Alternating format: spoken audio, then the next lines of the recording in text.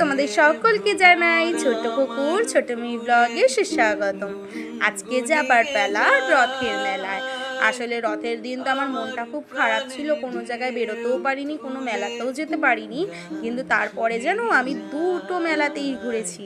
আজকে চলে যাচ্ছি আমাদের এই বাগমোড়ের পরে কল্যাণী রথতলার মেলাতে, পরে একদিন গেছিলাম আমাদের নৈহাটির মেলাতে। তো দুটো ব্লগই দেবো।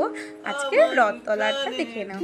প্রথমে ঢুকতেই দেখছি রথের তো ঠাকুর ঢুকে গেছে, কিন্তু এখানে একটা ছোট্ট করে রথ সাজিয়ে ওখানে সব জগন্নাথ গোপাল এদের সুন্দর করে সাজিয়ে রেখেছিল। সবাই প্রসাদ দিচ্ছে সকলকে, সকলে ওখানে প্রণাম করছে। কেননা যেহেতু রথতলার এখানে তো জগন্নাথ দেবের মন্দির নেই, এখানে মেন হচ্ছে রাধাকৃষ্ণের মন্দির।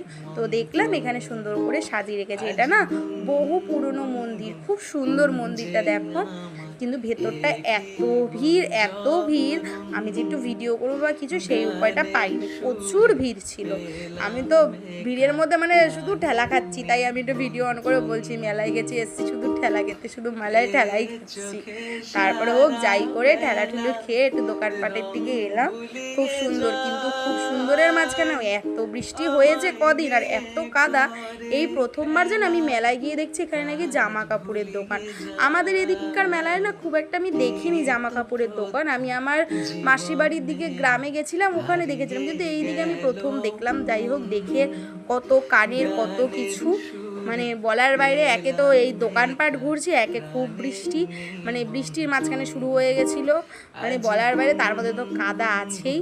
তো যেইটুকু ঘুরে টুরে একটু নাগরদোলা দেখে, কাদার প্যাচপ্যাচানির মধ্যে কাদার মধ্যে পাড়া দিয়ে মানে সব একাকার অবস্থা, কিন্তু ঘুরেছি, মজা করেছি, মনটা তো ভালো হয়। তো মেলায় ঘুরে আমি না একটা কানের কিনেছি আর একটা খেলনা কিনেছিলাম। খেলনা বলতে আমার একটা গাড়ি খুব পছন্দ হয়েছে, আমি সেটা কিনেছিলাম, বাট সেটা আর আমার দেওয়ার সুযোগ হয়ে ওঠেনি। তো আর একটু বাদাম ভাজা খেয়ে, একটু পাঁপড় ভাজা খেয়ে, কেন রথের মেলা মানে তো ওটাই। তারপর একটু চা খেয়ে আজকের মতো বাড়ি চলে এসেছি। টাটা।